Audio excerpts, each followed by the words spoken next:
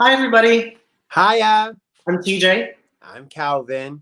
And this week on TidalWave, we're going to be discussing social media, how we use it, How it uses us the benefits and downfalls. and social media through the ages. Stay tuned. Welcome to TidalWave, a whole new level of entertainment and showbiz experiences. Knowledge, culture, influence, and art. Our conversations will leave nothing off the table.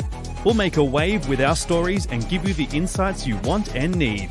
So prepare to catch the wave and go with the flow. Please welcome your hosts, tjtekurio and Calvin Cooper. We're back. We're black! Well, you are.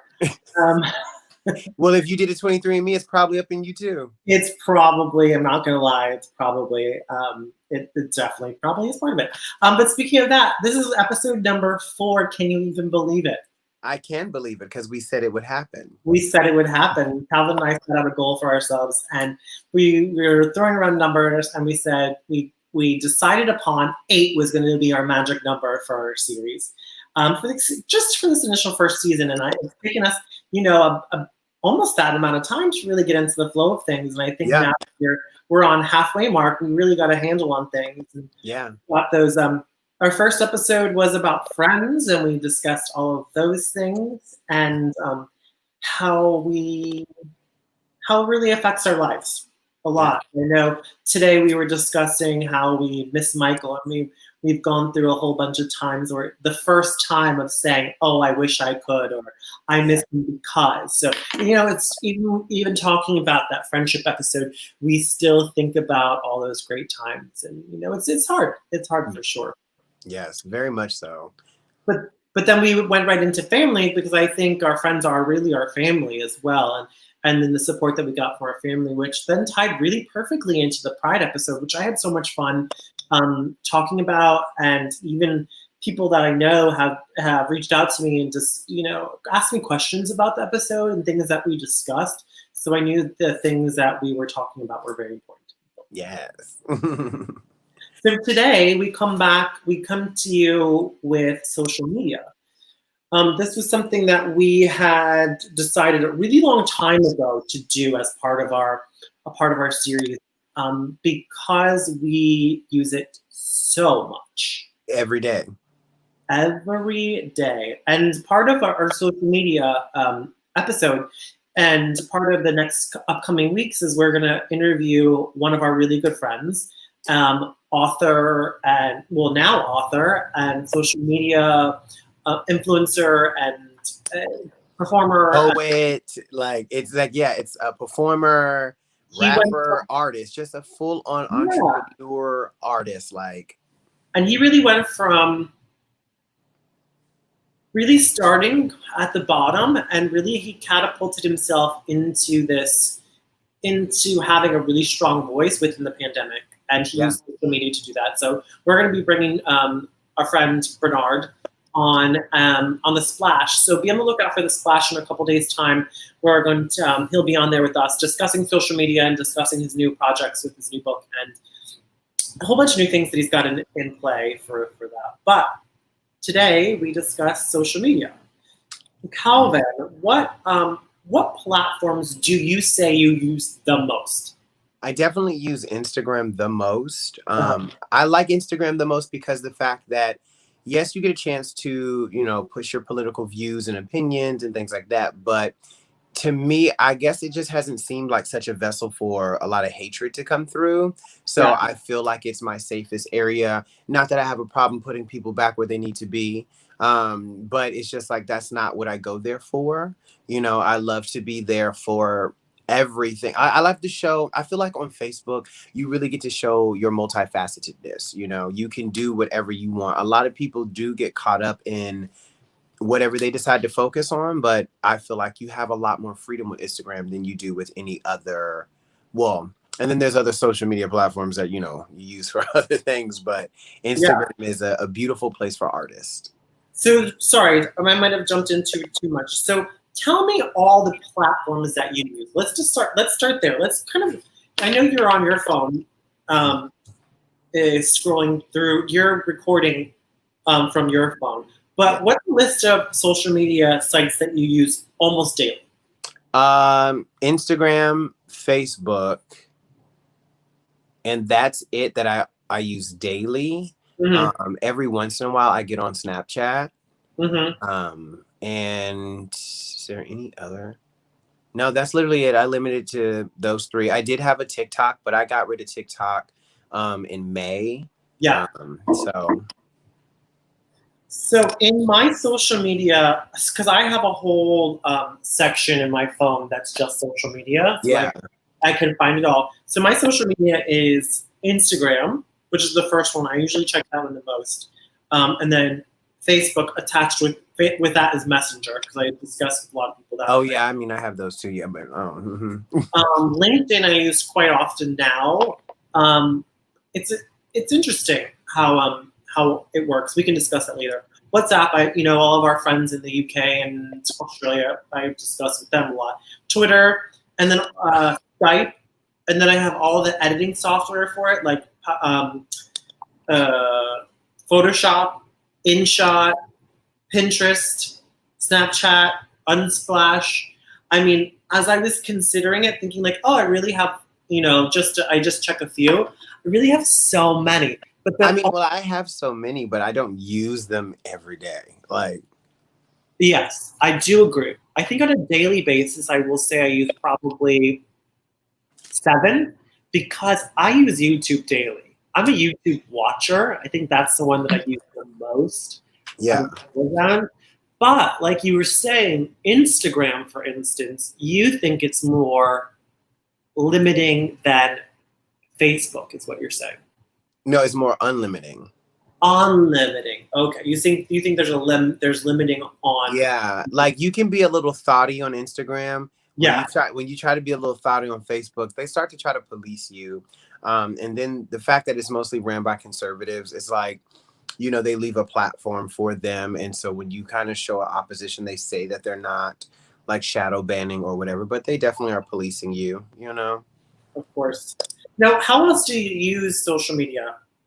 Do you use it personally? I use it personally and business-wise for sure. Because I'm running 5 different pages. I think I'm running Tsunami Tag, my production company. Excuse me, I'm about to burp. I just had some seltzer water. Excuse me. I love those kinds of waters. Now the one with that aspartame in it. And it gives you that powdery aftertaste, as if you had one of them sugar straws. And that's but I have my Tsunami Tag, which is my production company. I have Designed by Decorum, that's also just Decorum itself, her own page, but that is a part A. Then I have my personal page. Then I have what else am I doing? Etiquette. That's another drag persona that we haven't talked about yet, because I haven't fully explored her, nor do I want to bring attention to her yet. And then what else? There's another page. I'm missing one page, but I'm running 5 pages. Oh, I think it's my sister's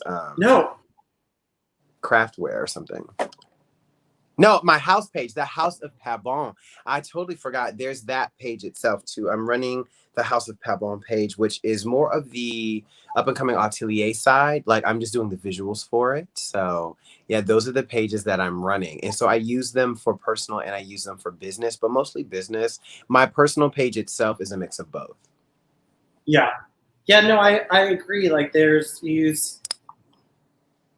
after so long on your personal page, you just have to keep flipping to your professional ones to see all what's happening. Do you think it's hard? Do you find it hard to live up to the standard of what a business model should look like on social media, specifically Instagram? I don't think so, because I'm not of the standard. There's nothing standard about me. That's another word for basic. And since I don't follow anybody, then I meet my standard pretty often. And by follow, you mean like guidelines or suggestions? Yeah, I mean, I don't even look into that, because that's immediately trying to subscribe to a box. So I get that there's algorithms and there's things if you want to do that type of hustle. But with me, no, since I don't do any of my social media for the norm, whatever the norm is, because first of all, got me over here stuttering. The market is the white man's market. Okay. So whether it's business, whether it's personal, whether it's lifestyle, whether it's all white. So I don't fit that mode, nor do I try to. That's why I'm like, my standard is different. My standard is a broader audience, and it's not about the views. It's actually about the people I touch. It's about the people who are inspired. So I don't find the standard of like, oh, if I don't get 1,000 likes, I'm like, if I touch 2 people, I'm like, work. 2 of y'all got it. That's what needs to be done. So my standard is high but low. You know what I mean? Yeah. When is this is I was watching this. Well, we'll discuss a little bit more in a bit. But when's the first time you pick up your phone in the morning? The first time, well, I tend to wake up around 7 or 8.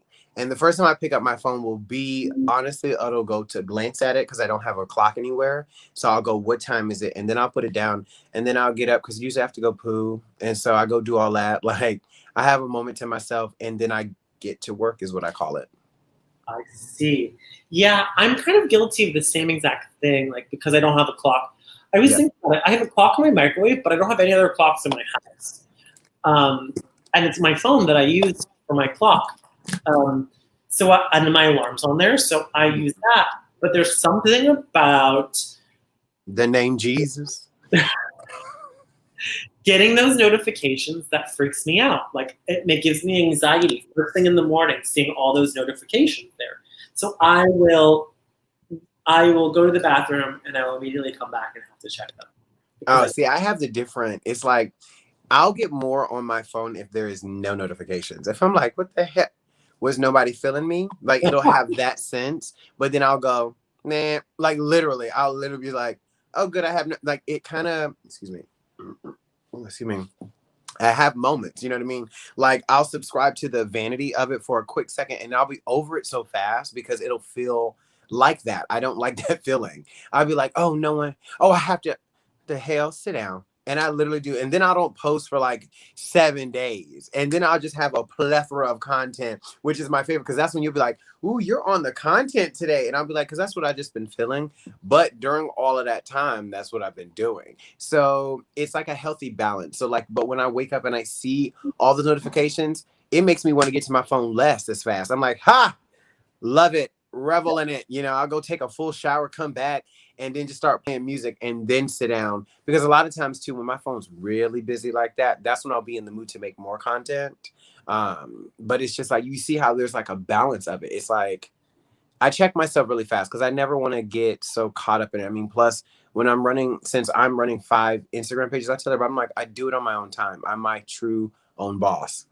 And so it's like, I don't get that anxiety. It's more like, do I feel like having attention now or not?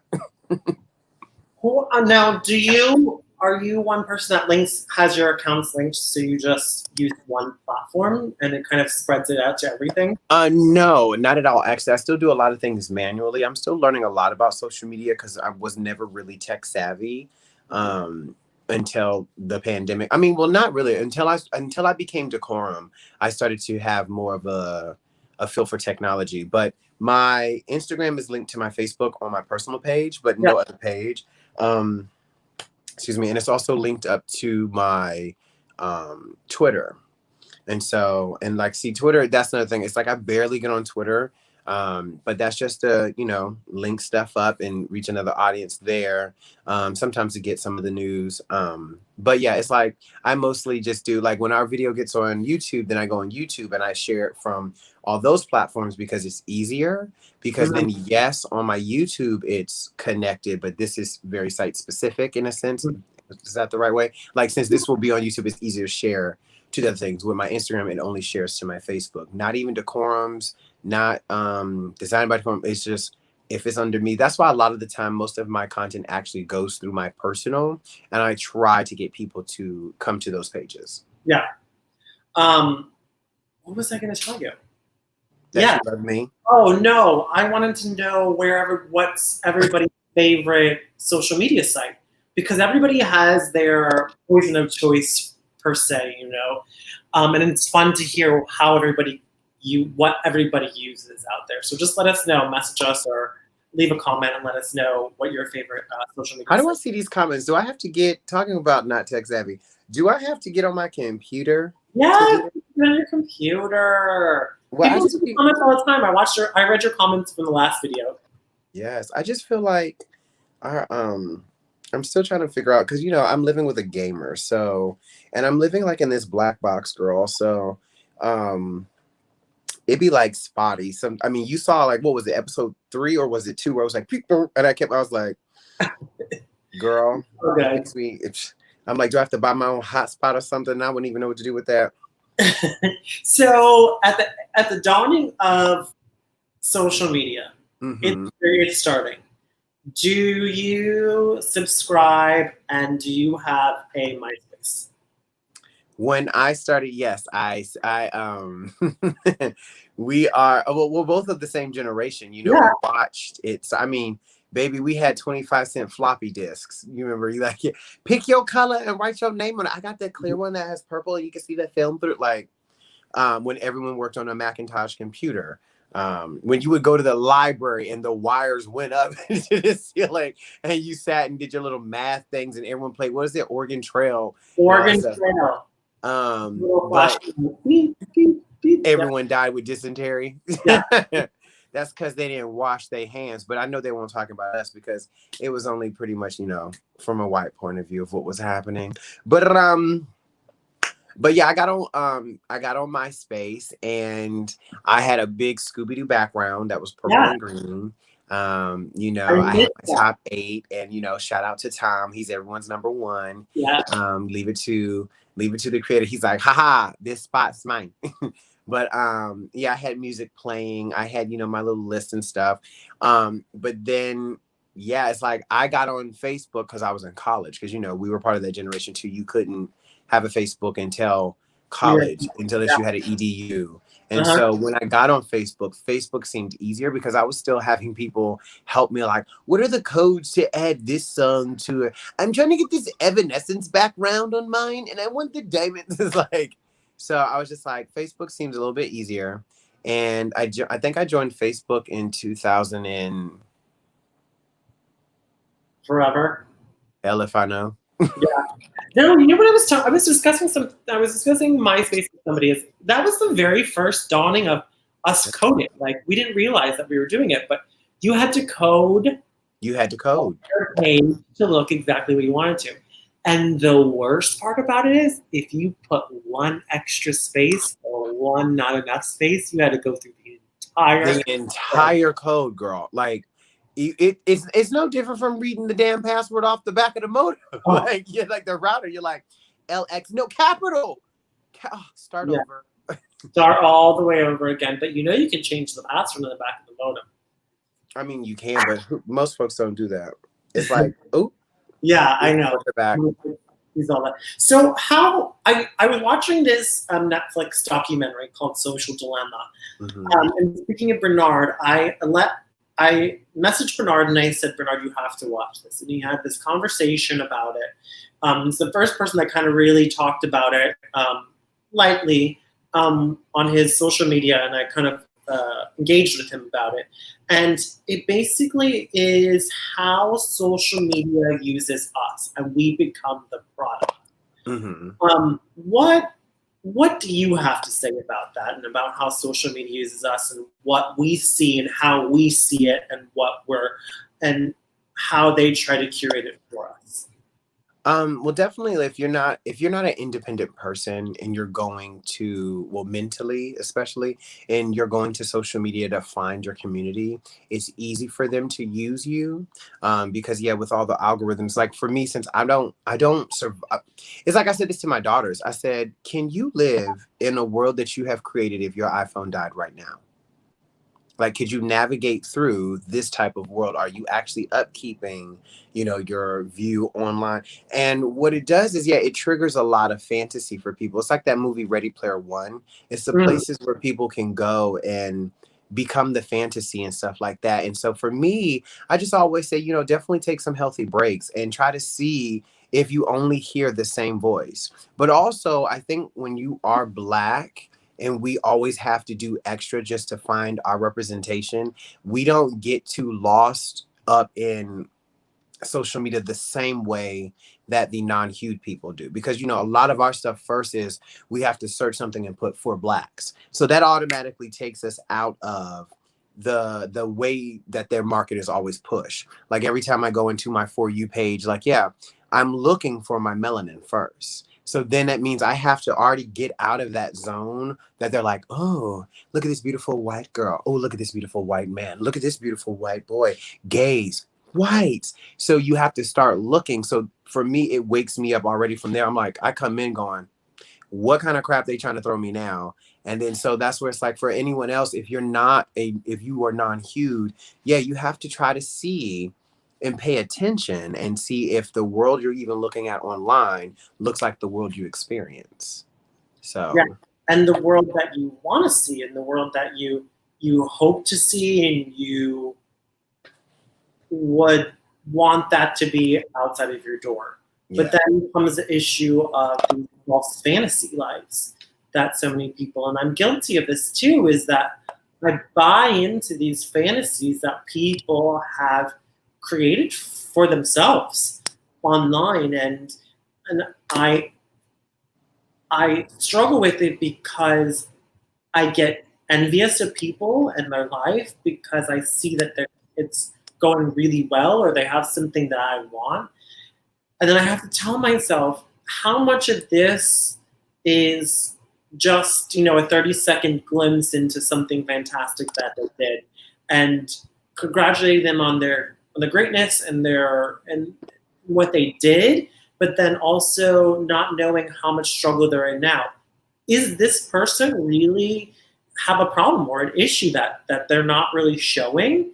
And then when I get caught up in all of it and in the fantasy of it, I have to take a step back and think, gosh, there must be something else that I'm missing from all Mm-hmm. because I only see the positive, but I don't see the how would you say, when a story has An arc. Yeah, it has like the metaphor for you to like Yeah. grow. Well, I know for me, girl, that's too much. The first question be like, how much is any of my business? That's the first question when I'm looking at someone's page. And I always tell them, I don't give myself the option to get envious. If I look at someone's page and it makes me automatically have any type of negative thing, I immediately quit it. I immediately stop looking, I block, or I lessen the amount, because that's the thing. That's never the type of energy I want. So I pay attention to it and just show that. So that's the thing. It's like, I don't get too much in caring if they're actually happy or not. It's like, no, I understand the product and I look at what I'm being inspired by. Now, of course, there's certain people that, that you follow that are like your light gurus and stuff like that. But still, at the end of the day, I look for the simple message at the top of the layer. It's like if I'm fully wanting to reach out to someone, then I'll talk to them personally on the phone and be like, sis, because it's like I always tell you, 9 times out of 10, when I'm setting like a thoughty photo, I'm like, listen to the song. The thoughtiest photo usually have the most heartbreaking lyrics. Like, you know what I mean? Or when you can tell that I'm feeling myself. But, I tell folks, I'm like, you can see the picture, but if you really want to see, you have to listen. You have to listen to not only the picture, but really what it is about you that is pulling that to. Like, why do you need to know if they're hurting? Because, for me, that's like an odd thing to think. I'm like, I'm looking for your pain. Where's your pain? I don't, you know what I mean? It's like, girl. And all these thoughts just come so quickly. When you're on social media, it's a thought that's just like, oh, I wonder how this person is actually feeling. But that thought is like 1 millisecond. And you know what? This is my new motto. For the past couple months, I've been doing this. If I'm looking through my feed and I start judging somebody, I have to stop. I have to stop. I have to put my phone down, because that is not healthy for me to do. Judge somebody else on because of a social media thing.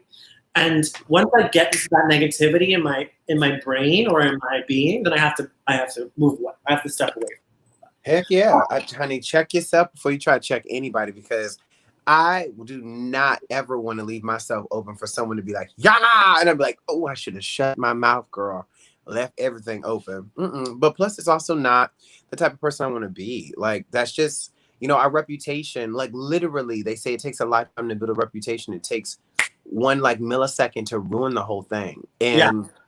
And it's just not worth it. Like, but also I stand by everything I say. Like, you know what I mean? Like, that's the thing. A lot of folks are just like, oh, when you said that, yes, because if I didn't say this, I'd been spending all my time faking and sitting there. You know what I mean? That's when it gets to, I'm like, no. And when I try to look at people, I still keep a certain level of that's none of my business in a way. You know what I mean? It's like once I start to feel any type of judgment wanting to inch up out of my throat, I'm like, oh no, girl, that ain't even your business. That's not worth it. Yeah, it's not worth it. Like, plus that's only up to non-hued people or not as deeply hued to be going, I wonder if they're hurting. I got too much hurt on my side to be caring about your hurt. If you ain't coming to me to give me this hurt and say, carry this load with me, it ain't for me to wonder, as I'm watching you drink Malibu, some breezes and whatever these drinks are, and then be like, ooh, she might be in Waikiki, but is she Waikiki? Like, no, she's like, He's like, girl, he's like, girl, that's cute.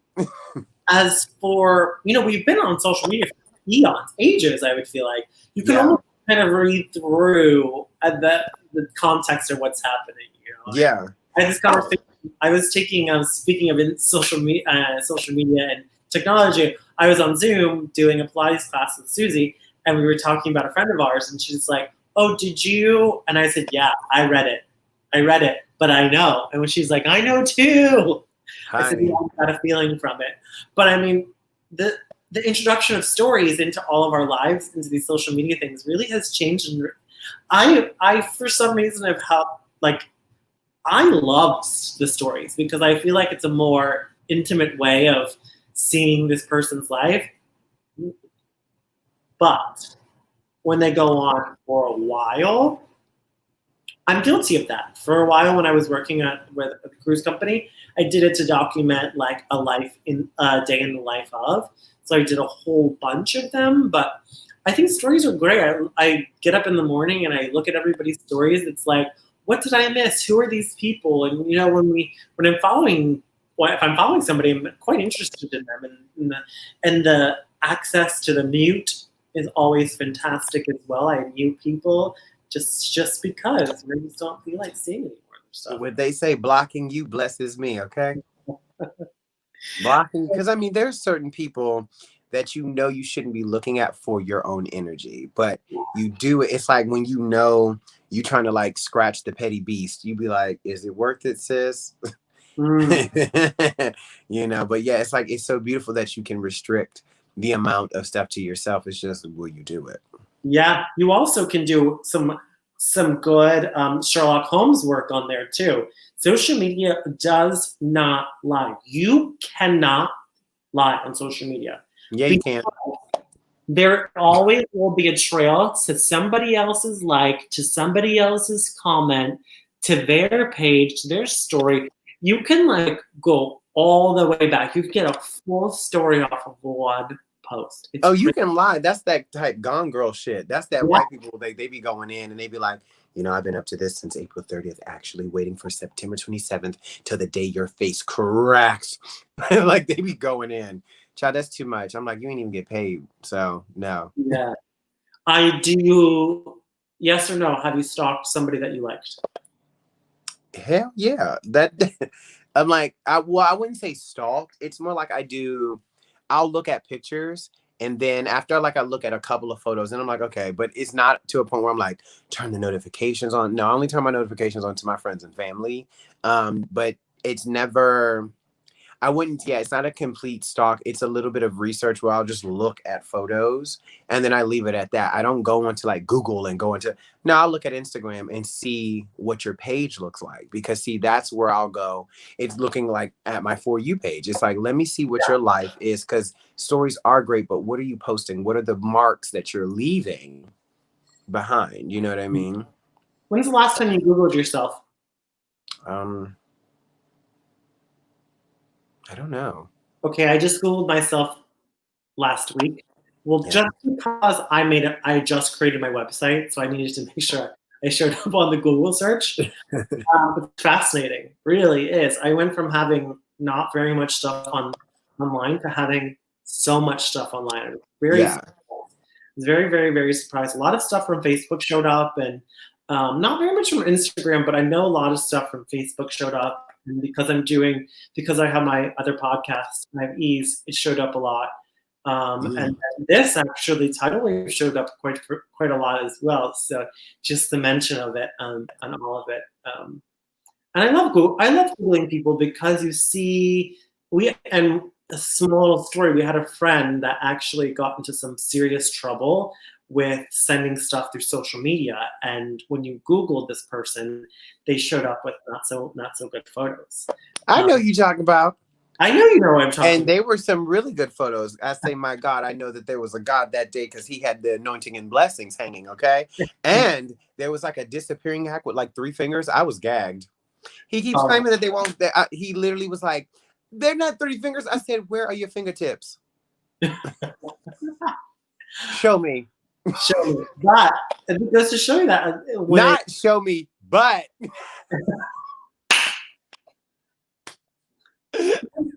It just goes to display that what you put on social media really kind of stays out there for a while. So being careful with all those things. Child, careful. I ain't got no shame in my game. When I tell you, because the thing is, it's like there's a certain level of thoughtiness I will do because also. Okay, so let's just discuss your thoughtiness. Because right before we came on here, this is going to air, just for everybody that's watching, we record this on Sunday, and then we air on Monday. Yes.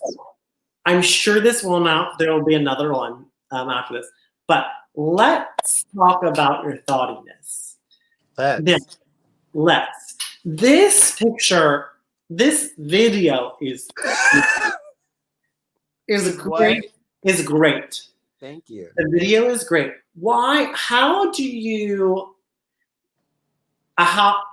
Maybe because this is just me, and I can't. For some reason, I can't wrap my brain around it. But you can be thought young. You like it. I can be whatever the hell I want. Yes, you can. So tell me, like, when you're recording these things, do you say, "Oh yes, I'm putting this on"? A lot of it actually, it's never as raunchy as you think. It literally, because I literally call it like my exotic art. It first comes from like I was sitting here, and as we were getting ready for our discussion and things like that, and I was just putting things, and I loved honestly just having my lights change, and then just sitting here and having the room look a mess, but then I was like half dressed, and then it was like that. What do I look like in between, behind scenes? And that's where it comes from. And so then I literally like looked over to the left, and in the mirror, I was like, yo, oh, work with this. Oh, she got a fatty. Okay. And so then literally I was like, here, let's take the photo. And when I take photos, then songs come to my mind. It's more, what do I feel then there? To usually, I wouldn't say juxtaposition, but a lot of times it's the opposite end of the spectrum of why I shot it. Like I shot this one photo a while back in the summer when I was like going through like the part of depression of a heartbreak.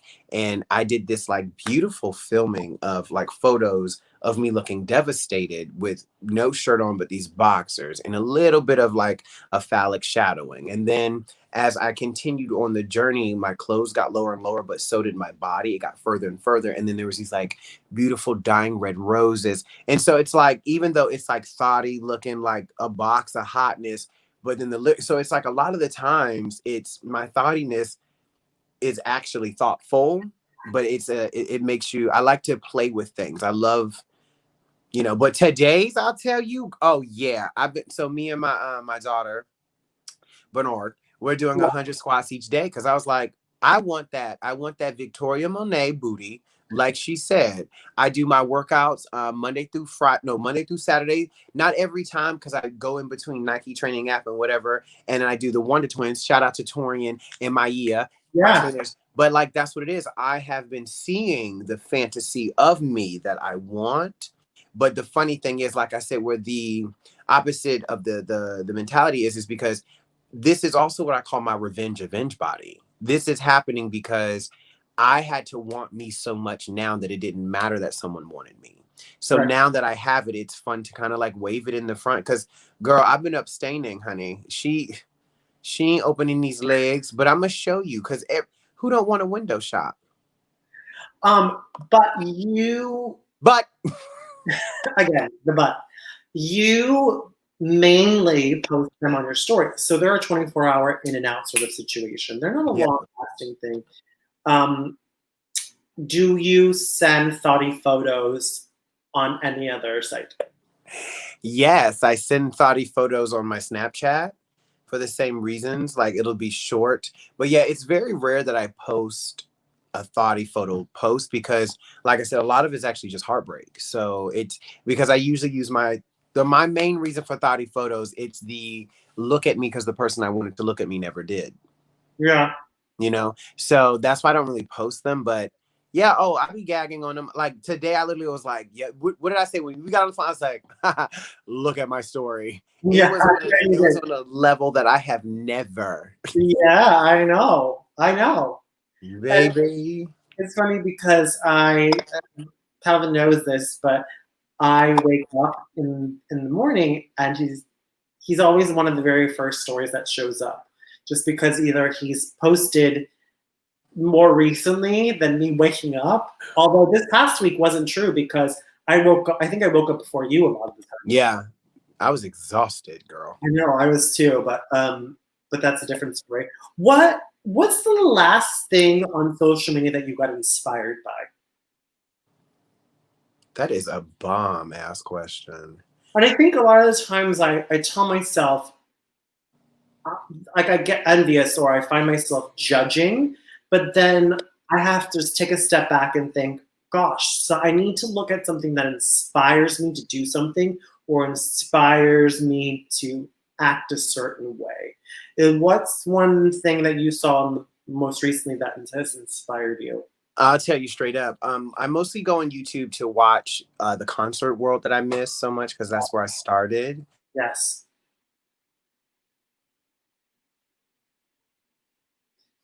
YouTube is a fantastic. Wait, am I back? You're back, yeah. Yeah, my daughter. My Bernard was just trying to call me. See, look, I love it. Family, like, what you doing? Minding my business. Well, I didn't say that, but we should probably text him because he's like, what I do, just make sure. But no, the last thing I saw, I don't know where we cut off at, but it was Martha Nichols. I've been watching her. There's a piece called How We Left, which I found out is actually part of a series, and watching concert dancers, it's what I love because I've always been this way, as you know. Like, when I watch art, I'm watching like the way that the eyes look. I look at the costuming. I look at how the flow. Like, I'm the thing is, it's like I watch YouTube every day to stay inspired. Like Sid Charisse, Paula Kelly, like pick a video and go ahead and watch and learn. Yeah. Cheetah Rivera, like. You look at these great people. I mean, like Maria Torres, girl. Like when I go all through the spectrum because that is also me. So I go on to look for the art, that still exists, that I don't have access to every day. But I just go to it and I watch it every day, every single day. There's not a video. And everybody who's worked with me also knows, like, especially if we're doing a job, I come in with the video of the day and be like, let this inspire you on stage today. Yeah, I love, there's so many great, there's such a divide between all of this about social media because there's so many benefits and there's so many downfalls, and I focus a lot on the downfall. But there's so much benefit. I actually learned how to podcast via social media. Had I not had YouTube, had I not had people to ask questions in podcasting groups, to hear and listen to such amazing podcasts, like I immediately started listening to RuPaul has a podcast that I quite love. I stopped listening to her. I know you did. That's one that really inspired me though, because I thought, hey, I could do this. I really could do this. Yeah. And then listening to people's stories about how easy it is, and people are willing to give the advice if you listen.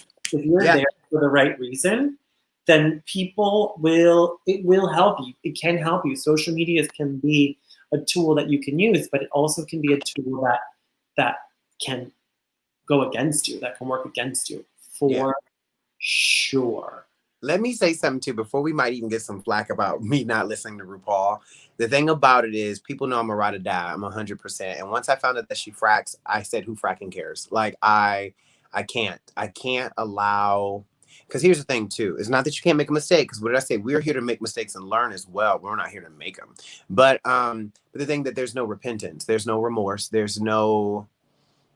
It's just like, no, I don't. That you can't hurt Mother Earth like that. Like, especially for this kingdom that you are building, it's going to crumble, baby, when you're sucking the life out of the foundation you're building it on.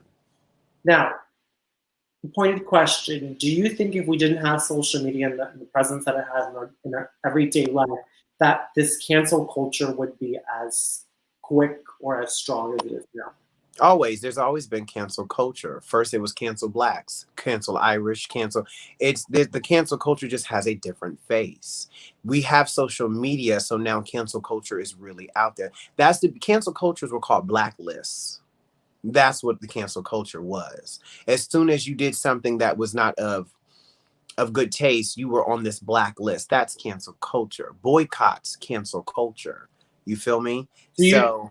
Do you think it spreads faster now that we have this immediacy to yeah, it? It spreads faster because back then a lot of it's word of mouth and in certain circles, you know what I mean? So that's the thing. It's like now this time it's out for everyone. Everyone can see it, no matter who you are. If you have access to the internet, you can see it.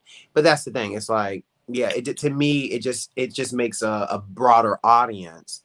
And but cancel culture has always existed, and you also fluctuate in your membership. Yeah. You know, and this might cause a little ripple in the whole wave of things. But you said something that kind of rings true about my view on Facebook is the word of mouth culture. You know, it's becoming this. Facebook's becoming this digital word of mouth. How much what's posted is actually read in entirety from beginning to end, rather than just a title for you to latch onto of an article. I'm like, I hope you don't mind. I'm over here looking for my weed because it's like that subject, just talking about those kind of things, like that's where my spirit hurts, like, because I'm just always like, because of social media, you get to find out, and I love it, like the way you were talking about it. You get to be a detective. It's really great, but then that's that thing. It's just like, it stresses me out when it's blasted all over social media and there's no follow through of, you're wrong, you know what I mean? It's a constant hurt. It's kind of like, I don't know, I feel like I was about to go on a tangent. How about but that's just enough of what I have to say there.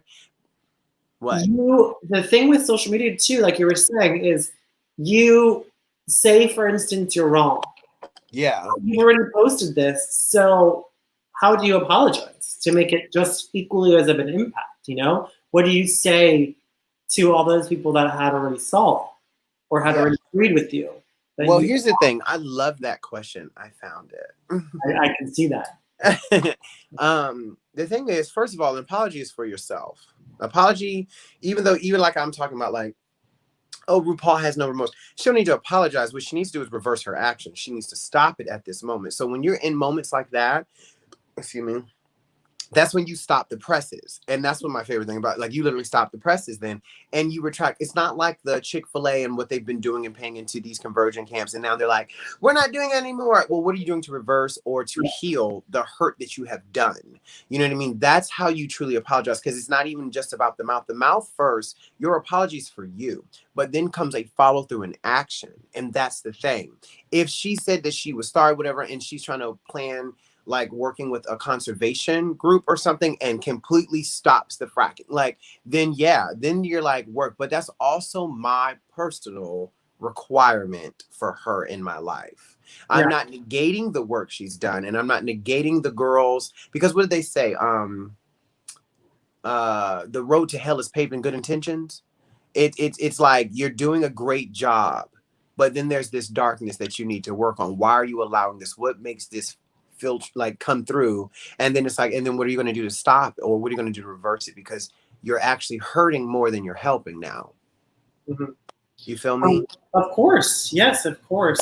I think you really find out who somebody truly is on social media when it comes to very poignant times and decision-making options like that. I had somebody tell me, I mean, granted, the social media helps with a lot of great things. Like when Michael passed and we were able to set up a GoFundMe. GoFundMe in his name, those people would not have known within hours if we didn't have social media's help for all of that. And I had a mentor tell me, she said, throughout the entire time that you were dealing with this online, she was like, you did it with such grace and ease that she said, I want you to handle when I pass.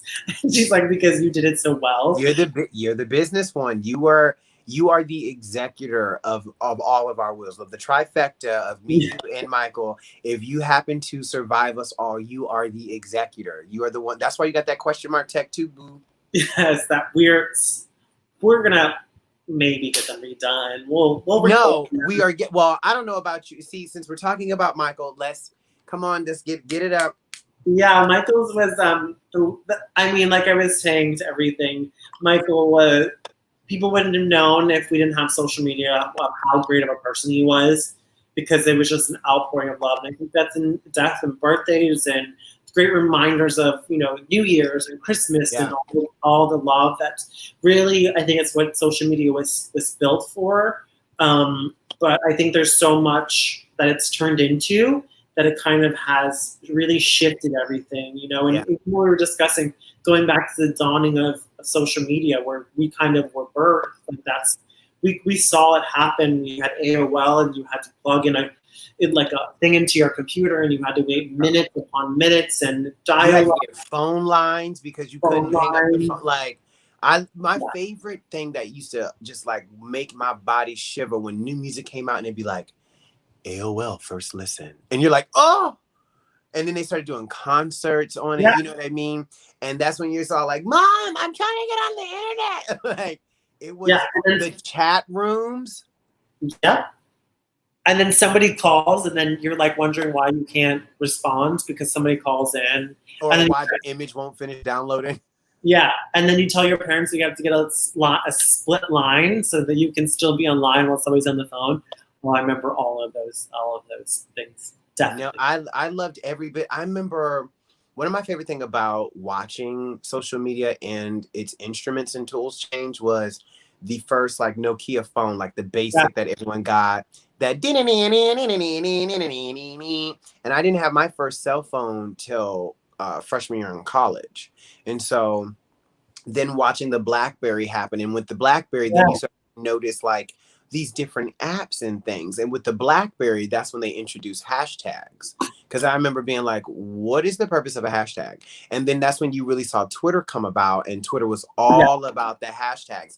And see, people first didn't think that, you know, people think that Instagram was all about hashtags first. It's like, no, actually hashtags is where Twitter was running all of that. But, you know, one of my favorite things is the secondary type of apps that come through that help, which are like Time Hop. Like talking about Michael, like seeing whenever I need him, there's like a video or something that'll show up. And I love that it's taken from all our other platforms. So there's that, which is really beautiful of like watching that stuff kind of develop, because, you know, back then we didn't have, once you like erased an account, it was gone. Or like most of us who never deactivated our MySpace and can't remember the passwords, it's just in the interweb. It's like collecting bytes, you know?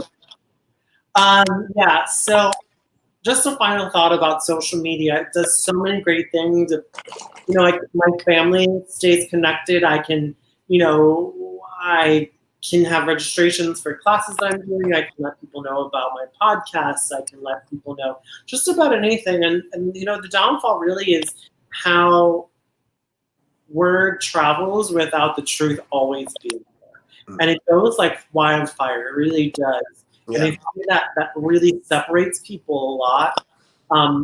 And I don't know. I kind of am stuck in it. And if you ever want to a humbling, sobering reminder of your social media and how addicting it is, just go to your screen time and on your phone, and you can find out how much time you spend on your phone. You see, I wouldn't gag.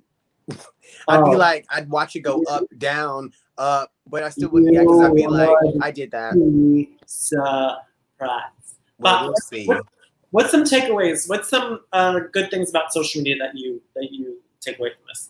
That it's perfect that, like, especially if you want to leave like a living word behind, that you have the option to actually leave it behind as a place. Like, for instance, since we know like Bonnie's gonna watch this and stuff like that, you say if you're ever, you know, God forbid that something happens, like we have this that is left behind. Mm-hmm. Shout out to Bonnie. Bonnie, Tiare owes me some poi balls. Make sure you tell her, let's chop because I'm trying to learn.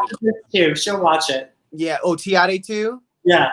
Oh, Tiare, what up, sis? Yes.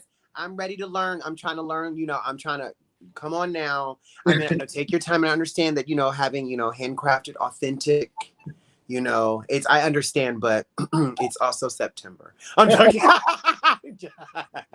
But anyway, no, I love that. Like I said, it's because it was like one of my favorite things to bitch about Michael, where he used to be like, why you always sending like videos and things? And I said, for the case if one of us ever goes, you have it. Mm-hmm. And one of my favorite things, that even though it's not like social media itself, but it's just a tool from just being social, is my voice audios. I love to sing to my people. And he told me, he goes, I kept every single one you sent me. So it's those cute, sentimental moments that you can have, because it's like, yeah, you just never know. And so being able to leave something, even if it's like, Keldon Price, when he passed away, it rocked me hard. But one of my social media platforms that I use is Marco Polo. And so I have videos of Keldon when we were just chatting, and whenever I need to hear him, it's there. And that's the beauty of it, because that platform, as long as I don't erase it, it will have it. It just sets art. You know what I mean? So that's one of the beauty, like a lot of folks like to focus on, but then they're keeping all your information. Girl, I was born here. They got my blood sample. They gave me a social security number. They got my stuff. Get over it. And they can take it, because guess what? I'm only here temporarily, child. I'm already flying now. I'm about to fly even higher. With that being said, social media, I mean, we're all going to let us know. Join the conversation. Let us know. Leave some comments. Reach out to us. On social media. And touch me. Thank you for gracing us with that beautiful song. Just let us know on social media what you guys are doing and how you guys use it. All right. We'll see you. Stay tuned in a couple days. We'll let you guys know when Bernard's going to be on the Splash to talk about all of this amazing, amazing things that he's doing. We're so proud of him. That's my daughter. That's your daughter. But for this week, that's all we got. We'll see you later. Catch the wave and go with the flow. We love you, Michael. Bye. Michael. Thanks for joining us. Make sure to subscribe, like, and follow TidalWave on YouTube, Instagram, and Facebook. TidalWave is produced in conjunction with Ease Podcast. You can find Ease Podcast on all major podcast platforms.